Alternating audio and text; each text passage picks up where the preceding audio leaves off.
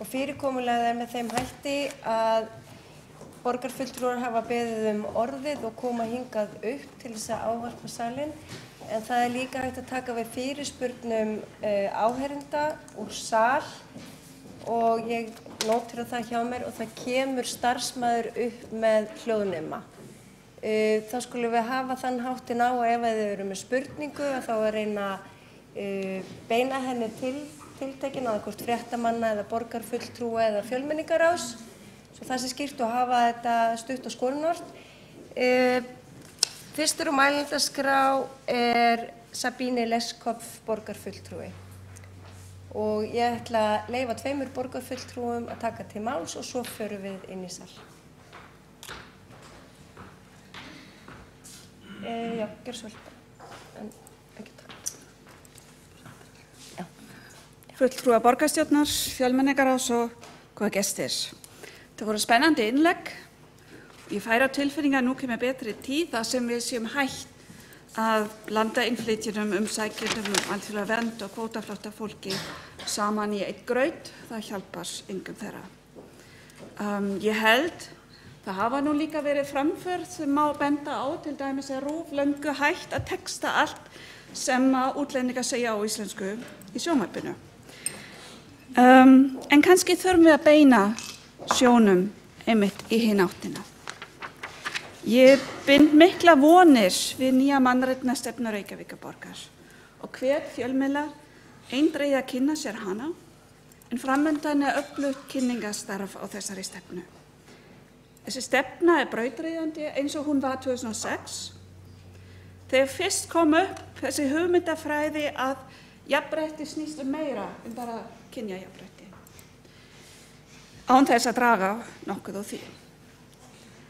Eins og við höfum lært að setja upp kynjagleraugun allstaðar, varðandi launamál, samsetningu nefnda og ráða eða til dæmis í fjárútlátum íþróttafélaganna. Þá þurfum við að setja upp líka innflytjendagleraugun allstaðar. Í skólastarfinu höfum við lengi gert það, en annars staðar þurfum við líka að gera það, til dæmis í skipulaginu, í menningamálum allstaðar. Af hverju taka til dæmis innflytjendur ekki þátt í handverk og hönnun? Sækja ekki að taka þátt í borga- og listahátíðum fyrir utan fjölmenningadegi. Ég byrjaði í sumar sem formaður heilbrigðisnefndar og það fannst mér eiginlega mikið sigur. Af því að þetta var svona fyrsta ábyrgðarstarf mitt sem hefur ekkert að gera með innflytjamálin.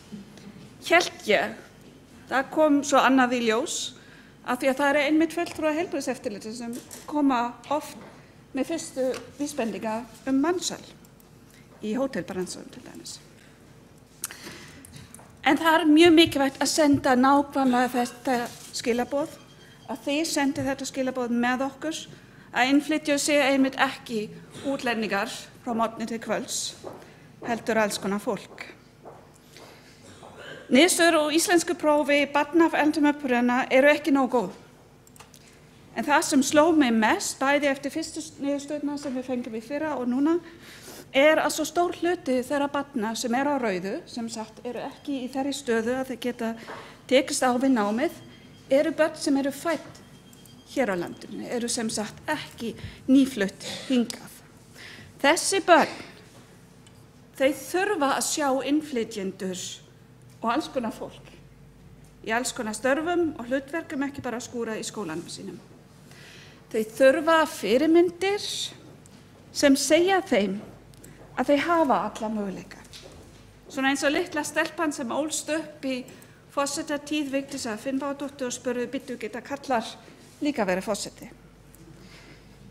Kærar þakkir til fjölmenningarráðs fyrir mjög góðan fund. Þá hefur við Sabine Leskopf lokið máli sínu og næstur á mælendaskrá Skúli Helgason, borgarfulltrúi.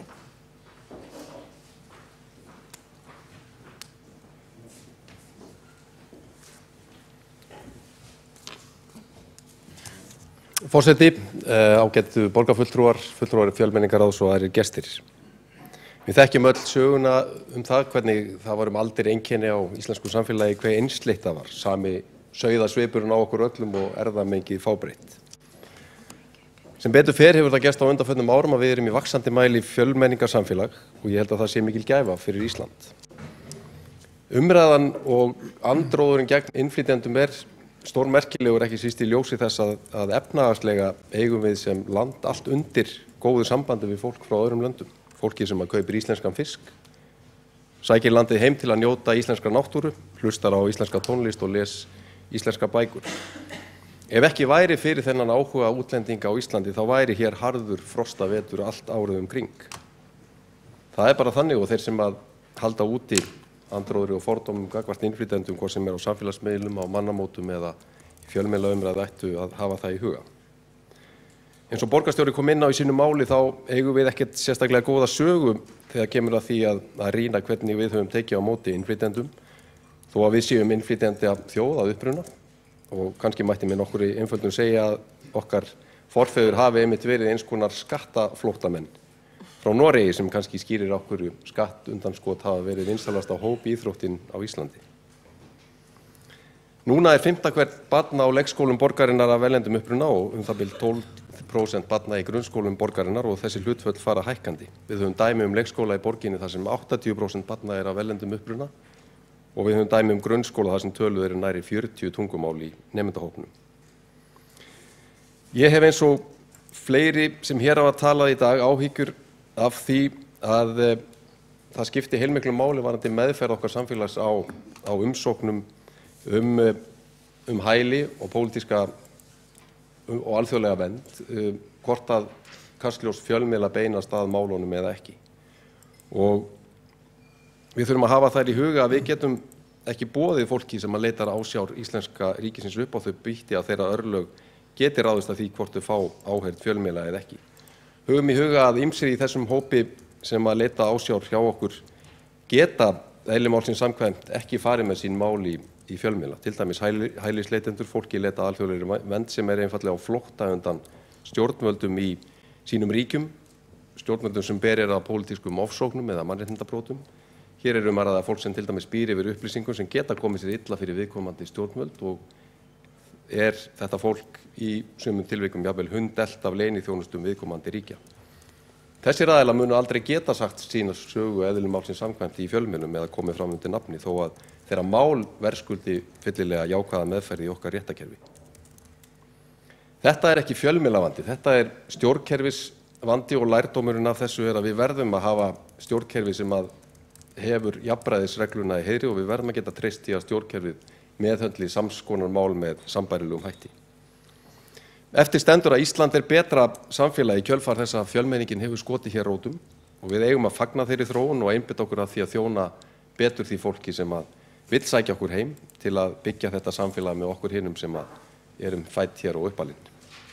Þá Skúli Helgason borgarfulltrúi lokið máli sínu og þá ætlum við að fá fyrirspurn úr sal og ég þekki ykkur nú ekki öll með nafni en ég ætla að biðja ykkur að kynna ykkur en þennan tiltekna gest þekki ég, þetta Bjarni Jónsson, en gjörðu svo vel. Já, góðan daginn, Bjarni Jónsson heiti ég, kæra þakki fyrir þennan fund. Mér langar eiginlega að beina spurningu til Guðrúnar, sérstaklega, en hafa þessu smá svona inngang, eins og kannski maður gerir stundum, og þetta kannski tengt fjölmiðlaumræðu og hatursorðræðu. Við höfum hérna fulltrúa ykkur hérna sem þið komið hérna á fundinn sem svona fulltrúa etablera hérna fjölmiðlar sem fjallið þetta á hlutlegan og góðan hátt. Svo erum við með eins og nefnt var hérna áðan allar hina fréttaveiturnar. Við erum með Facebook annars vegar og svo erum við með útvarpsstöð sem eingöngu sinnir því að spía og tatri gagnvart útlendingum.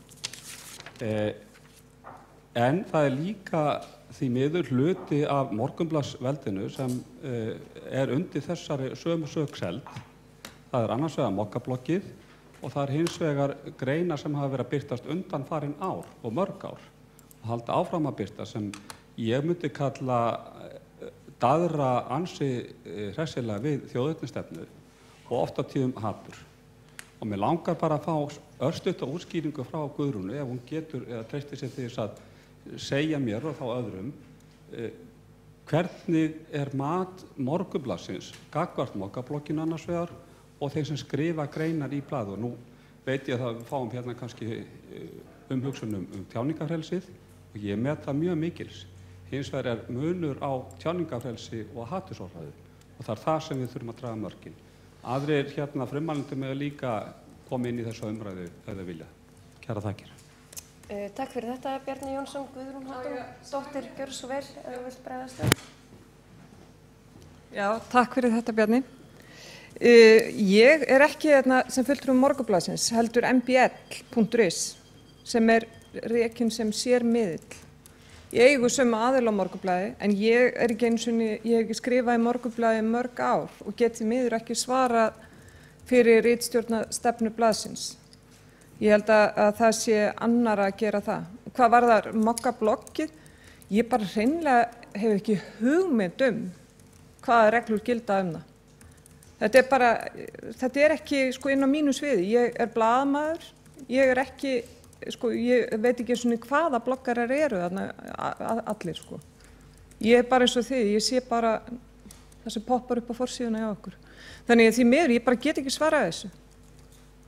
Og það sem við allavega á MBL reynum, blaðamennir og okkar fréttastjóri, að gæta hlutleysis og að sem flestar, vonandi allar raddir heyrist. En ég þori nú eiginlega næstu að fullyrða að það sé mjög sjaldgæft sem að sé hægt að saka okkur blaðamenn á MBL hatursorðræðu. Takk. Þá hefur Guðrún Halldórsdóttir lokið við að svara fyrirspurn úr sal. Það hefur enginn beðið að bregðast við spurningu úr sal, þannig að við göngum næst til mælendaskrár og Sigurður Björn Blöndal, borgarfulltrúi, þar næstur.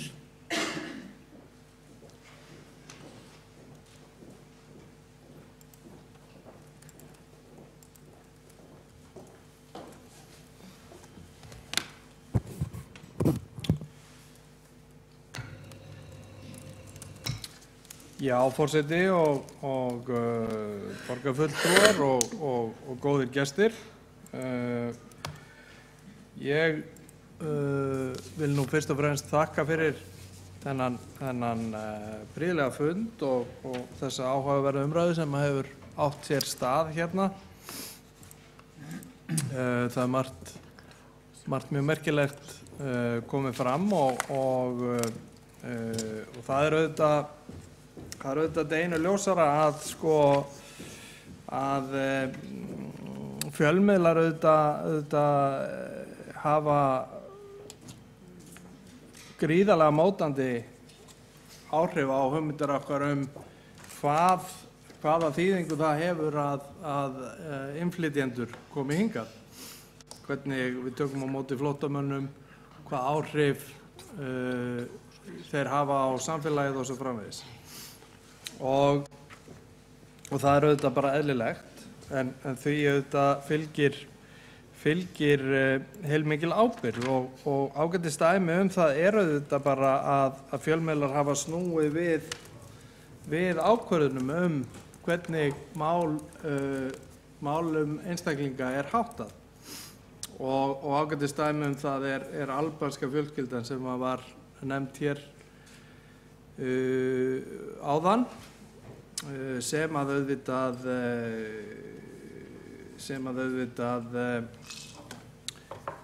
fjölmiðlar og svona fólk, það var safnað fjölda undirskrifta af fólki þar sem að stjórnvöld eru hvatt til að þetta fólk hlyti hér, fengi hér varanlega vist, gæti verið hér ef það vildi, og fjölmiðlar spiluðu þar stóran þátt. En svo þurfum við að velta fyrir okkur hvað næst, því að það auðvitað þannig að þessar fréttir og umfjöllun þetta birtist auðvitað í Albaníu og þar vakna eðlilega vonir hjá fólki að þarna sé tækifæri fyrir það að komast úr vondum aðstæðum sem það í og koma til Íslands og hér eigi það möguleika. Hvað ætlum við þá að gera? Og ég verð nú að segja, mér finnst alveg, ég alveg fylgjandi því að bjarga þó ekki væri nema einum, skiljiði. og það er kannski ekki réttlætanlegt að bjarga ekki einum af því að þú getur ekki bjargað öllum. Og þess vegna þá finnst mér auðvitað bara mjög gott að einstaklingar einhvern veginn veki það mikla tilfinningar í brjósti fólks að við viljum bjarga þeim, en við þurfum samt aðeins að pæla í því hvernig ætlum við að hantera það fólk, hvernig ætlum við að hantera upplýsingarnar þannig að við séum ekki að vekja einhverjar falsvonir sem að enginn ætlar að standa við. Þetta er svona spurning sem að já, brennur svolítið á mér, en við auðvitað, sko, ég tek undir það sem hefur komið fram hérna að okkur Íslendingum veitir ekkert af því að fá hingað fólk sem að hjálpar okkur að víkka sjóndeildarhringinn aðeins og sjónsviðið og þeir sem að hafa hingað komið hafa auðvitað sko gætt okkar samfélag miklum gæðum.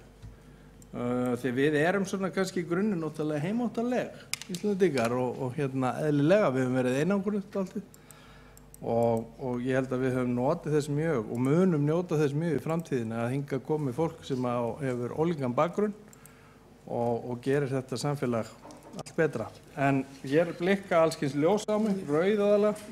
Nei, ég þakka kærlega fyrir þennan fund og hérna þakka ykkur sem hafi lagt hér inn í umræðuna kærlega fyrir. Takk. Þá er borgarfulltrúi Björn Blöndal lokið máli sínu og borgarfulltrúi Hjálmar Sveinsson næstur á mælendaskrá.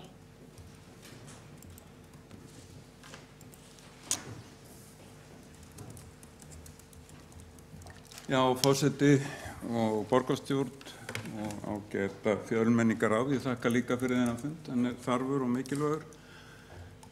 Mér langaði aðeins að koma inn á bara þegar mér hugleikið sko að það verið svona verið þessari umræðu. Eitt af því sem að kemur í ljós er að það er svona þetta sífellt skýrara rof sem að hefur orðið á milli borga annars vegar og þjóðríkja hins vegar eða landa.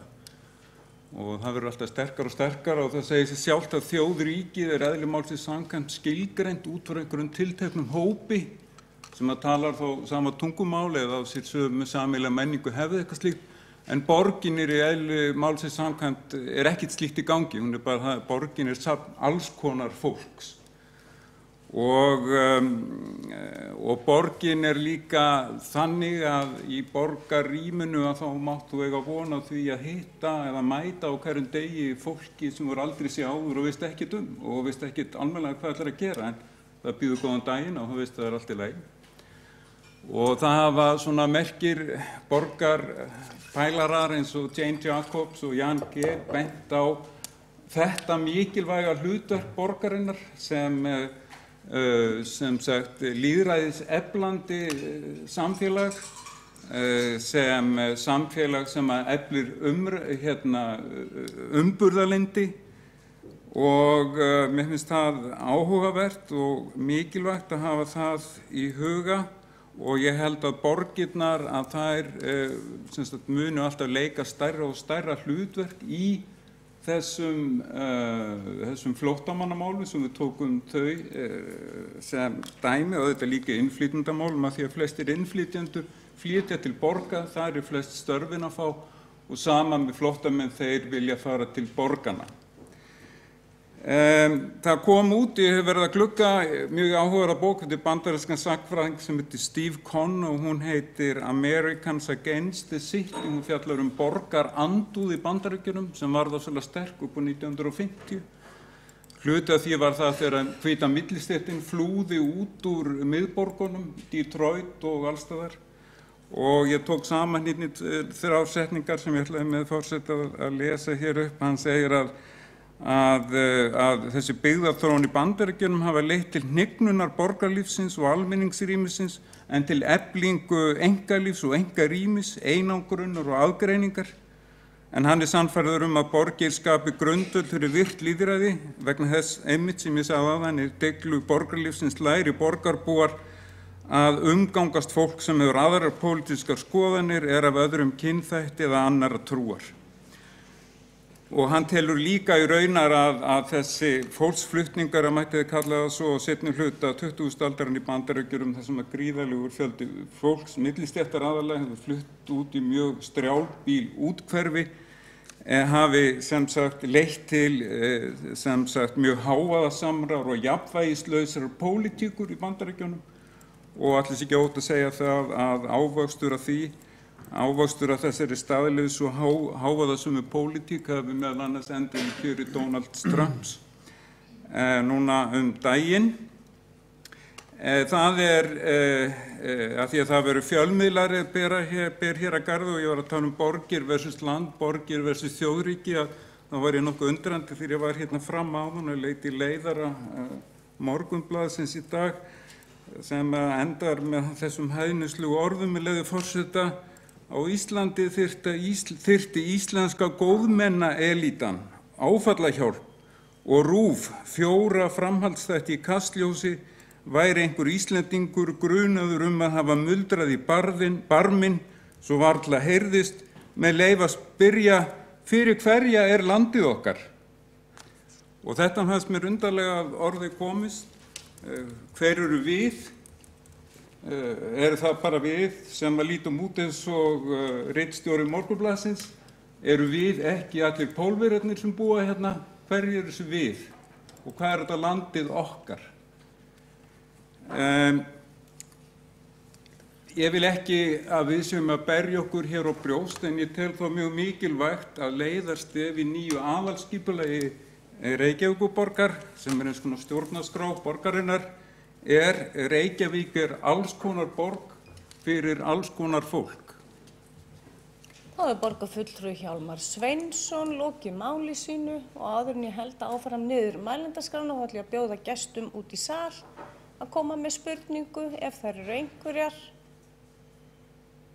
Svo gjörðu svo vel og maður biður að kynna þig. Ekki... Gjörðu svo vel. Komið sæl og kæra þakki fyrir erindin. Ég heiti Nína Helgadóttir og vinn hjá Rauða krossinum, eins og þær stöllur hérna, Anna Lára og Zoe.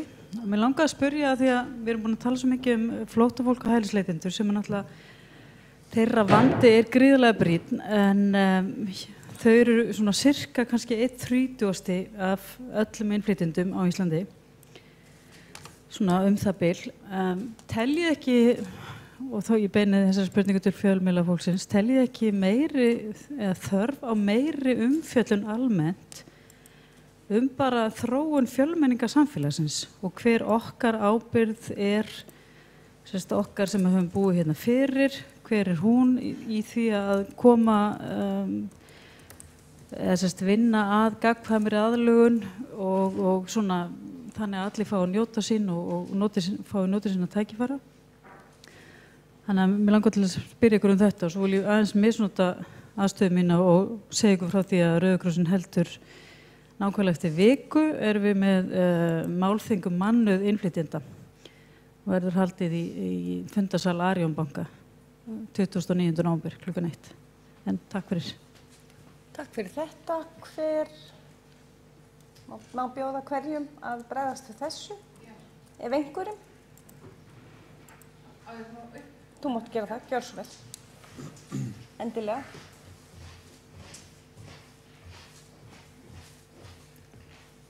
Spurningin snerist það hvort við vildum ekki fjalla meira hvernig fjölmenningarsamfélagið væri að þróast. Er það ekki rétt skilja á mér? Jú, gjarnan. Við höfum bara, auðvitað, við viljum það. En til þess þurfum við auðvitað tíma og innsýn og svo ég sletti resursa inn í það. Það er mjög áhugavert og við reynum eftir fremsta megni. Takk fyrir þetta. Þá gjör svo vel. Gangum bara á röðina. Takk fyrir spurninguna. Jú, alveg absolutt sko, þá ef við tölum fjölmiðlana bara sem heild, ég hérna bara fyrir fréttastofu RÚV og við gerum ekkert annað en að segja fréttir, þannig að við erum dálítið bundin af því, en Ríkisútvarpið hefur verið að reyna að gera sig í brók með þessi fjölmenningamál. Ég bendi bara á frábæra þáttaröð nöfnum hennar Halldórsdóttur sem heitir Rætur, sem hefur verið að fjalla alls konar fólk með alls konar bakgrunn.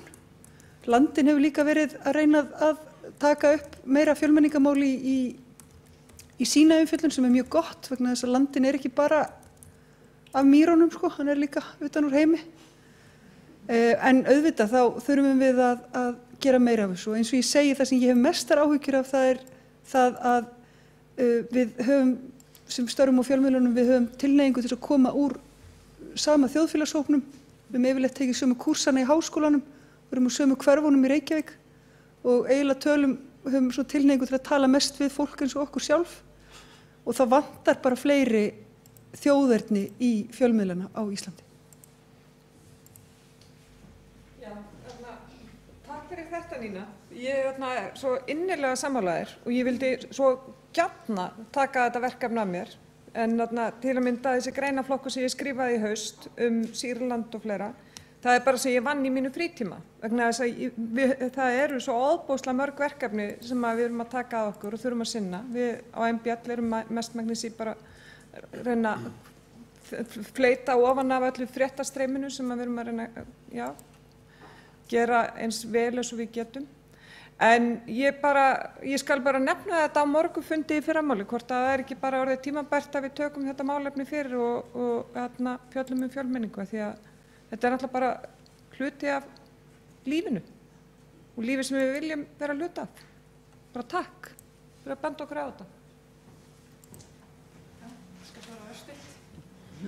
Já, alveg satt að umfjöllun fjölmiðla hælisleitendur og flóttamenn annars vegar og innflytjendur og fjölmenningarsamfélagi hins vegar sé ekki kannski, það svolítið skakt, en ég held að hafa líka bara með það að gera að ákveðnum fréttir eru teknar út frá fréttagildi og þetta flóttamanna straumurinn til Evrópu og þar leiðandi til Íslands einhvern veginn stóra fréttamálið, þannig að þar sjáum við fréttir. Ég held samt að það sé líka gert. Það fjallað fjölmenningu en það þá á öðrum vettvangi. Við höfum gert það í myndaþáttum, til dæmis leikskólann sem var nefndur hérna áður, þar sem eru 80% af erlendu bergibrotin nemendur. Við tókum myndaþáttum þann og eins og Dagur nefndi áðan umfjöllun Spegilsins Breiðholtið, þar var fjallað fjölmenninguna sem þar Þannig ég held sér ekki beint kannski gert í fréttum en það gert í fjölmiðlum á öðrum vettvangi og kannski bara vekur það ekki eins mikla athygli af því það ekki sett upp í stórum fyrirsögnum. En klálega þurfum við alveg að líta í okkar eigin barm og tala við innflytjendur önnur mál en innflytjendamál eins og hefur verið nefnt hérna og ég held að við tökum það örugglega öll til okkar sem erum hér. Takk. Takk fyrir þetta. Já, gjörðu svo vel.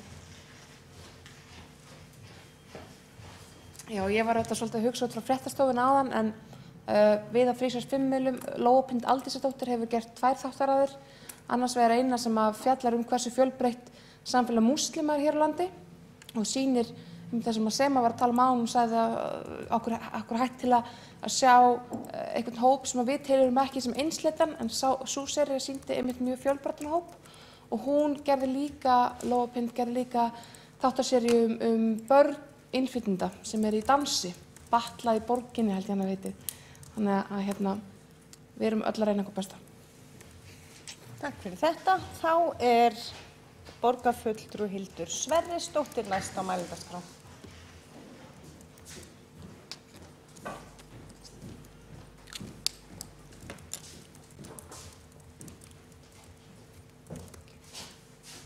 Forseti, borgarfulltrúar, fjölmiðlingaráð, góðir gestir. Ég yfirleitt ein af þeim sem alltaf að kvarta við því að það alltaf rúmar ræðuheimildir borgarfulltrúa á þessum fundum og núna finnst mér þessi tími alltaf knappur og ég veit ekkert hvernig ég á að forgangsraða lífi mínu því að þessi umræða nefnilega mjög fín og mikilvæg og mjög gaman að fá svona mismunandi vinkla inn í hana sem maður getur svona talað bara svona beint saman. En það sem ég vildi gjarnan taka undir með bara allra mest af því sem hér hefur komið fram að þá þar sem að tíminn svona knappur ætla ég kannski að fara í örlítið aðra átt sem ég hef verið aðeins svona hugsi yfir Það sem þetta kannski eitt af þessum vandamálum okkar hvað við búum í heimi sem að stýrist af fjölmiðlum sem að bara þess eðlis að því meira krassandi fyrirsögn, því meiri klikk eða því meiri blaðakaup og svo framvegis að það er maður skilur svona freistnivanda fjölmiðla sem smátt og smátt svona freista til þess að mála á skrattan á vegginn, leyfa sér að misskilja, taka eins dýpri í árinni, ýkja jafnvel, því að það vekur upp sterkari viðbrögð og svona sterkari tilfinningar og kemst þá meira inn í umræðuna. Ég held að í þessu málaflokki sé þetta sérstaklega vandmeðfarið og þá líka við okkur eins og borgarstjóri minntist á að það eitt eru fjölmiðlarnir og annað svona fjölmiðlar almennings sem til dæmis eins og Facebook. Og ég man eftir ég horfði á umfjöllun Kastljós þar sem var tekin fyrir svona eitt af þessu sem flýgur mest á Facebook. Einhverjar svona tröllasögur af múslimum eða einhverjum sem kveiktu í einhverju eða gerði eitthvað og svo var bara hraki nákvæmlega hvernig allar þessar sögur voru bara uppspunni frá rótum. Og ég skrifaði Facebook-statusa sem ég var eitthvað að grínast með hvort að hlustendur út af sögu geti ekki verið skyldaðir til að horfa á hana þátt, svona sem einhvers konar lýðheilsumarkmið. Og ég fekk mjög mörg like á þann status þannig að það augljóst að ég sé ekki ein þetta, að þetta vandamálið okkar. Við erum svo nýja orð, hvað var það ekki, nýja orð þarna, orðabókarinn í Bretlandi sem ég man ekki augnablikku heitir þarna post-truth, að okkur alveg sama sannleikann, það svona meira bara hvað tilfinningar bærast með manni, það verður sannleikurinn. Og þetta held ég eitt af stóra vandamálið okkar núna. Og ég var að hugsa þetta því að við sitjum núna í þessum sal og hvað það sem við til dæmis í borgarstjórn getum gert og hvað það sem að skrifast til dæmis okkur. Og ég að velta fyrir mér og ég held nefnilega að fjölmiðlar séu að vanda sig með það að vilja ekki, sumi fjölmiðlar eru kannski að keyra á þess að maður vilja eitthvað til að tala það beint, en sumi fjölmiðlar vilja ganga ansi langt og ýkja og kannski aðri fjölmiðlar sem vilja þá fara ennþá meir í hina áttina og vilja kannski í rauninni fordóma alla þá sem að kannski spyrja mögulega eðlilega spurninga í einhverjum tilvikum. Og ég held að þarna séum við komin á svolítið áhugavert svæði sem við verðum pínu að vera með opin augu gagnvart hvernig við mætum og hvernig við förum inn í. Þegar ég held að það sé engum greiði gerður til framtíðar nema við mætum öllum þeim vandamálum og sjálfsögðu eru það vandamál. Að sjálfsögðu eru við að mæta hvort sem það eru eins og gagnvart hvort það séu hælisleitendur eða innflytjendur eða kvótaflóttamenn eða hvað það er. Þetta fólk sem kemur á öðru menningarumhverfi, þetta fólk með önnur viðmið og annað uppeldið og alls konar. Auðvitað rekst það á, auðvitað. En við höfum þá líka bara að mæta því þannig. Og ég var svona pínu hugsi við því þegar var til dæmis daginn að það var hælisleitendur á Kjalarnesi og það voru íbúar sem voru óöruggir og það sitt sýndist hverjum það, maður þarf þá bara að mæta því. Og umfjöllinu var svolítið mikið að karlmenn voru að horfa á konur í strætó og sundi og svona það var alltaf að vera að ýfa upp þetta neikvæða. En það ekki alveg eðlilegt ef maður kemur úr þannig menningarheimi? Þannig að punkturinn sem ég reyna að koma að, hvar til dæmis okkar ábyrgð því til dæmis að fræða hvar viðmið og reglur gilda þetta í íslensku samfélagi? Vita þeir endilega allt það? Af hverju ræðum við ekki þetta kynróðalaust sem eitthvað vandamál sem við verðum að tækla og bera ábyrgð á, alveg eins og við ræðum til dæmis Breiðholtsskýrsluna. Þar sem við horfum á ákveðin vandamál, horfum líka á eigin barm, segjum þarna þurfum við eitthvað að gera og ég að velta fyrir mér hvort við séum ekki örugglega að fara að passa okkur á því að mæta nákvæmlega þessari umræðu sem býður okkur til framtíðar varðandi þessa áskoranir og tækifæri og líka vandamál með sama hætti. En annars bara takk fyrir mjög góða umræðu. Þá hefur Hildur Sverrisdóttir borgarfulltrúi lokið máli sínu og næsta mælendaskrá Sveinbjörg Birna Sveinbjörnsdóttir borgarfulltrúi.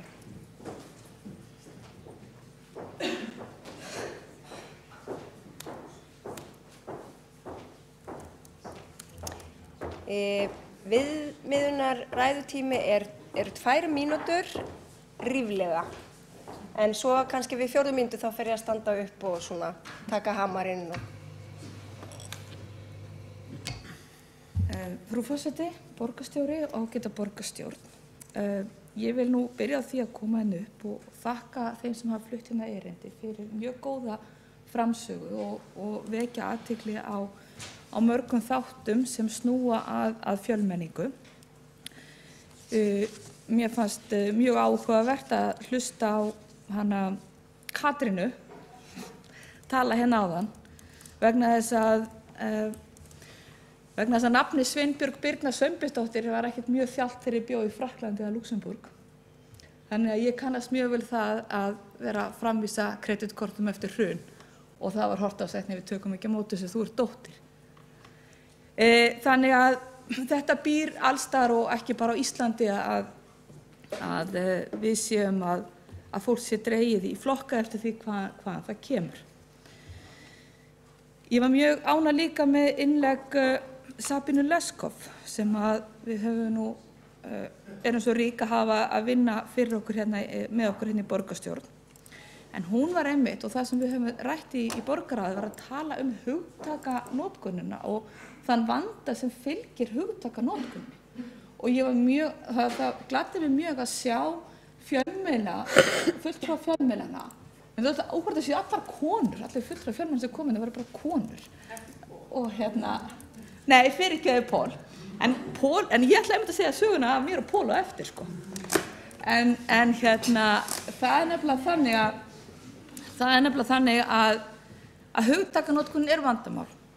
Og ég hef veltið fyrir mig hvernig við eigum að leysa vegna þess að bara eitt lítið dæmi. Ef við förum inn á vef Reykjavíkurborgar núna eins og hann er núna, þá stendur að það séu ekki málefni innflytjenda til umræðu. Heldur bara hælisleitenda, kvótaflóttamanna og þeirra sem að sækja alþjóðlega vernd. Í auglýsingunni sem birtir hérna niðri er talað innflytjendur. Og það er nefnilega, það er svo mikið ójafnvægi í umræðunni. Vegna þess að hafa verandi sjálf innflytjandi þar sem ég ákvað að yfirgefa Ísland og flytja út, þar sem ég byrjaði því að leita vinnu, fór í gegnum ráðningarskrifstofur, fékk mér vinnu, fann síðan húsnæði og fann síðan skóla fyrir krakkan og flutti til útlanda. Að þá er það svolítið öðruvísi heldur en þegar við erum að koma frá öðrum Evrópuríkjum og óska eftir að banka upp á hjá okkur og óska eftir alþjóðlegri vernd. Og sérstaklega þegar í ljós kemur að ég er ekki að gera lítið úr kvótaflóttafólki og ég er ekki að gera lítið úr því góða fólki sem að kemur hérna til Íslands og vinnur, en þegar verið að koma að biðja okkur að borga fyrir eitthvað x langa tíma þar til að úrlausn þeirra mála liggur fyrir. En mér langaði að segja, og ég tek orð Dags B. Eggertsson á borgarstjóra, að því að upphafi ræðu sinna þá nefndi hann hræðslu. Og eiginlega allir sem hafa komið hérna hafa einhver leyti rætt það hræðslu. Og þá langar maður að segja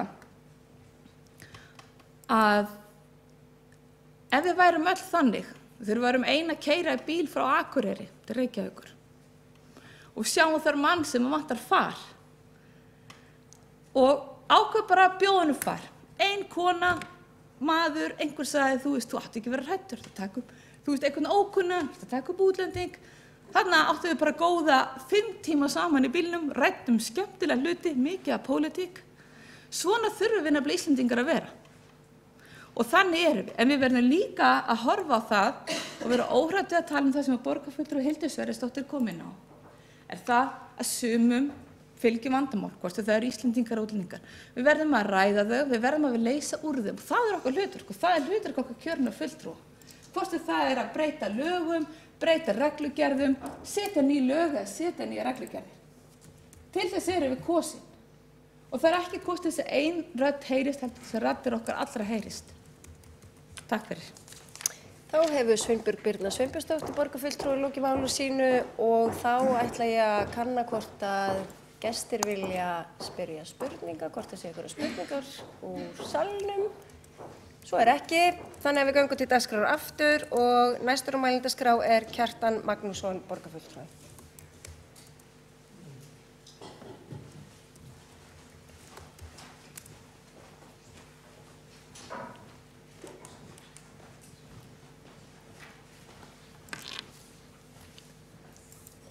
Forseti, góðir borgarfulltrúar og fjölmenningarráðsfulltrúar og aðrir góðir gestir.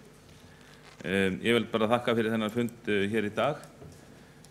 Hann hefur verið merkilegur margt. Það hefur verið mjög áhugavert að heyra hér sjónarmið þeirra sem hér hafa talað, fjölmiðla sem og annarra.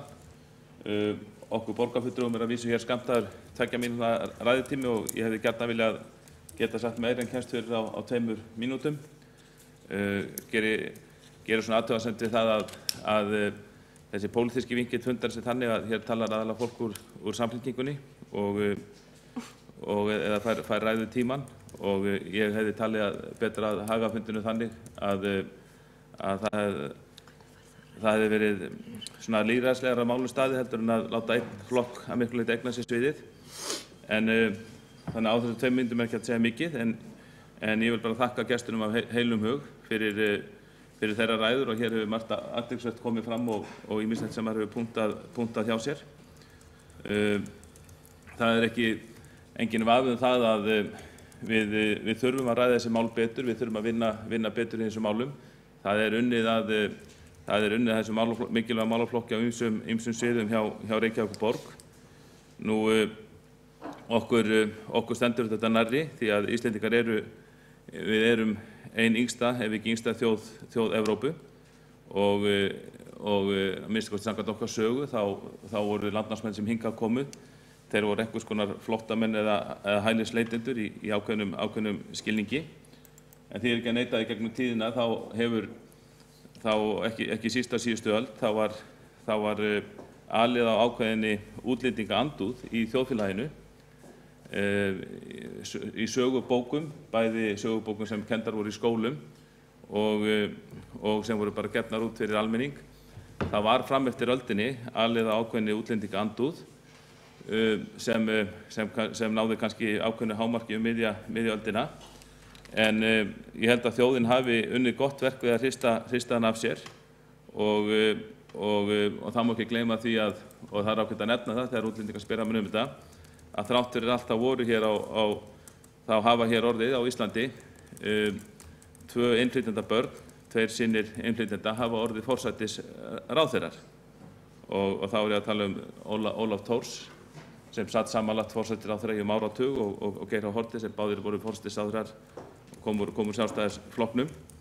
Þannig að kannski útlendingaandúðin, hún rist ekki dýpra en þetta þó að það væri til dæmis alveg mikill andúð gagnvart Dönum hér á tímabili. En svo auðvitað fer ekki hjá því að við verðum var við því að það er alið á andúð gagnvart ákveðnum hópum og slíka andúð þarf auðvitað að uppræta. Mér finnst íslenski fjölmiðlar vera mjög yfirleitt vera ábyrgir í sínum fréttaflutningi þessi mál. Og síðast var að fjalla þetta heyrði í morgun í morgunútvarpi Ríkisútvarpsins en mér að staðgjöfsett þar var hans komið inn á polaríseringuna og þessi mál sem eru rædd mikið í Þýskalandi og þar kom fram sem ég var alveg sammála að það verður að gera greinamun á málflutningi þeirra sem eru kannski má segja að séu haldnir einhverju andúð og séu jafnvel rasistar og þeim öðrum hópum sem eru í sjálfu sér vinveittir útlendingum en eru hræddir og telja kannski að flóðbylgja flóttamanna geti orðið þjóðfélaginu ofviða. Og þetta er eitt af því sem við ræðum mikið í ráðum og nefndum Reykjavíkurborgar, til dæmis skóla- og frístundaráði og íþrótta- og tómstundaráði og þar eru við með sterkan hóp fagmanna sem fjalla reglum þessi mál og leið okkur fyrir sjónir að það er auðvitað meira en að segja það að taka á móti fjölda flóttamanna og hælisleitenda og innflytjenda að það þarf að vanda mjög til allra vinnu á vegum borgarinnar, veita ákveðin stuðning eða veita ákveðina þjónustu og borgin stendur með, ég myndi segja metnaðarfullum hætti að mörgu leyti þessum málum en það má alltaf gera betur og þess vegna eru þessi fundir eins og þessi mjög mikilvægt til þess að við getum bætt okkar starf og ég vonast bara til áframhaldandi góðs samstarfs okkar í borgarstjórn við fjölmenningar á borgarinnar og við fáum áfram notið leiðsagnar þeirra í þessum málum. Þá hefur Kjartan Magnússon borgarfulltrúi lokið máli sínu og þá ætla ég að bjóða Zoe Robert að koma með spurningu. Ég ætla bara að svara, ég held að það var Hildur sem var að tala fræðslu eða upplýsingar fyrir innflytjendur og sem komið hingað, var ekki rétt hjá mér? Hælisleitendur og, já. Við hjá Rauða krossin, við byrjuðum að skipulega slíkt verkefni kannski fyrir meira en ár síðan, námskeið og handbók Því við fáum fullt af spurningar hvernig þetta á Íslandi og hvernig þetta á Íslandi og við vitum að það nauðsynlegt að halda fræðslu. Það var því miður sett í bíð með þetta mikið aukning í hælisumsóknir en núna við erum að skoða hvernig við getum þróað þetta og það hópur sem ætla hjálpar okkar eða ætla í rauninni að gera þetta núna. Og ég veit að líka aðrir sem að vinna í slíkt verkefni. Já, þá hefur svo í Róbert lokið við að svara fyrirspurn. Anna Lára Steindal, vildir þú líka koma með spurningu eða athugasemd? Gjörðu svo vel. Já, þetta svona eins og áðan, þetta svona eiginlega framhald af því sem að Zoe var að segja, en það sem sagt á teikniborðinu, Zoe vinnur hjá Hafnarfjarðardeild Rauða krossins en ég vinn hjá Rauða krossinum í Reykjavík og það á teikniborðinu samstarf milli Reykjavíkurborgar og Rauða krossins í Reykjavík að búa til svona samfélagsfræðslu fyrir flóttafólk. Þannig að þetta sem betur fer í vinnslu. Mér langaði bara aðeins að taka undir mikilvægi þess sem hefur komið fram áðan, þar sem við erum að fjalla ábyrgð. Þannig að ég held að hingað til höfum við dálítið haft þessa tilhneigingu til þess að varpa ábyrgðina á því hvernig fjölmenningarsamfélagið á Íslandi þróast yfir á innflytjendur sem eru nýkomnir til Íslands og geta ekki staðið undir þessari ábyrgð án aðstoðar og samtals við okkur. Og ég var á fundi fyrir nokkrum mánuðum síðan með konu sem situr reyndar hérna í húsi og við vorum að tala um þetta og hún við vorum að tala um það að við þurftum að herða okkar megin í þessu gagnvirka sambandi sem aðlögun og þá fór hún að hlæja og sagði já, vitið, alltaf þegar að þetta umtal aðlögun fyrir í gang þá líður mér alltaf eins og ég sé í prófi og ég veit ekki hvert prófsefnið en þessi kona sem sagt búin að búa á Íslandi í mörg ár, 16 ár og hún ekki enn búin að átta sig á því í hverju þessi aðlögun sem við erum alltaf að krefja innflytjendur felst. Og ég hef verið að túra Ísland núna síðasta 1,5 árið til þess að ræða við fólk sem ég kalla listina að lifa saman og mér sýnist að þeirri yfirferð, ég held að ég er búin að tala við eitthvað á 70.000 manns, mest nemendur á unglingastigum í skólum en líka bara fullorðið fólk út allt og ég held að Íslendingar viti það ekki heldur, þannig að við erum dálítið að krefja fólk eitthvað sem við vitum ekki hvað og þetta eitthvað sem mjög mikilvægt held ég fyrir fólk sem situr hérna á móti mér að hafa í huga. Takk. Já, Anna Lára Steindal lokið máli sínu og næsta mælendaskrá Greta Björg Egilsdóttir.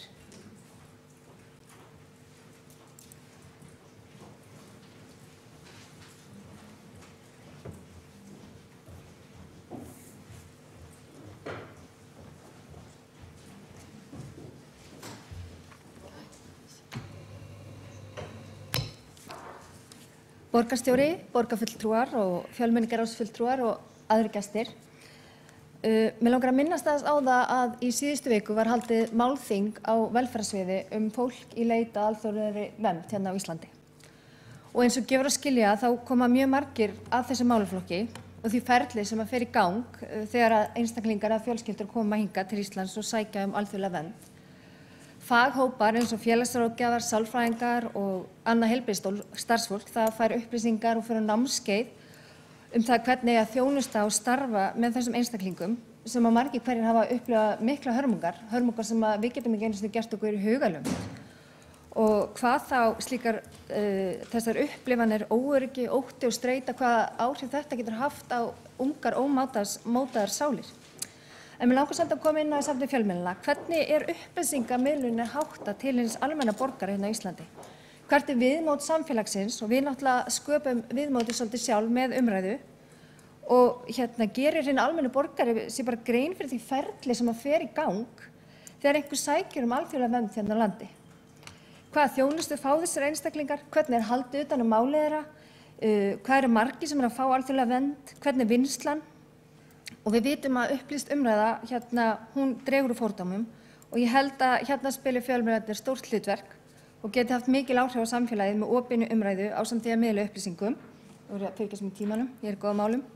En samkvæmt Ingu Sveinsdóttir í hælisleitendateyminu hjá þjónustumiðstöð miðborgar Hlíða hafa þau tekið við 369 einstaklingum í leit að alþjóðlegri vernd frá 51 landi frá árinu 2014. Það að segja einstaklingar sem hafa komið inn og út úr þjónustu í Reykjavíkurborg. Og eins og við þekkjum öll þá þetta ekkert að fara að draga úr þessum straumi og hjá Útlendingastofnun þegar tekið við alltaf 40 umsóknum að einum degi. Það, eins og við vitum mörg, að þá samningur Reykjavíkurborgar og Útlendingastofnunar í endurskoðun og ef líkum lætur að þá mun borgin taka við fleira fólki en 90 manns eins og nú gert. En mér langar svo að koma inn á að mér finnst mjög mikilvægt að komi fleiri sveitarfélög að þessu verkefni.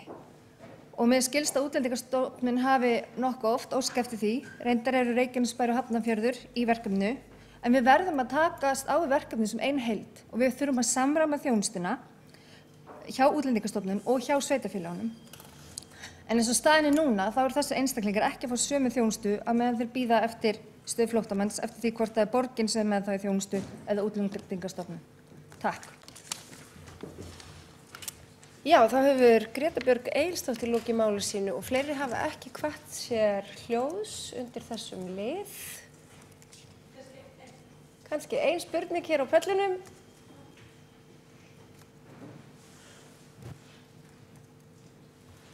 Ég er Inga Sveinsdóttir og vinnur með hælisleitendum hjá Reykjavíkurborg. Ég hef svolítið veltið fyrir mér hvort að við mættum vera próaktífari við Reykjavíkurborg, horfa svolítið inn á við, hvort við mættum kannski reyna að stýra fjölmiðla umræðinni betur til þess að fólk getur vitað hvað þjónustu við erum að veita og hvað það er að vera hælisleitandi. Það er líka eitt annað sem við svolítið verið að velta fyrir okkur af því að við vinnum í miklu samstarfi til dæmis við lögregluna og okkur hefur stundum brugðið svolítið þegar við sjáum myndbönd þar sem lögreglumenn eru að sinna sinni vinnu og það sést í andlitið á þeim og það er númer á þeim og þeir eru að sinna vinnu sem er örugglega ofboðslega erfitt að sinna. Þeir eru að fara eftir þeim lögum og reglum sem eru sett og þetta eru opinberir starfsmenn. Mér myndi ekki líða vel ef þetta væri ég og börnin mínu væri kannski að fara í skólan og bara heyrðu og mamma þín að henda ykkur hælisleitendabörnum úr landi og ég bara svona velti fyrir mér hvort að þetta sé eitthvað sem að sé eðlilegt eða hvort að megi skoða og ég ætla að láta þetta kannski gott heita í byrjun. Takk. Má bjóða þér að beina spurningunni til tiltekinna borgarfulltrúa eða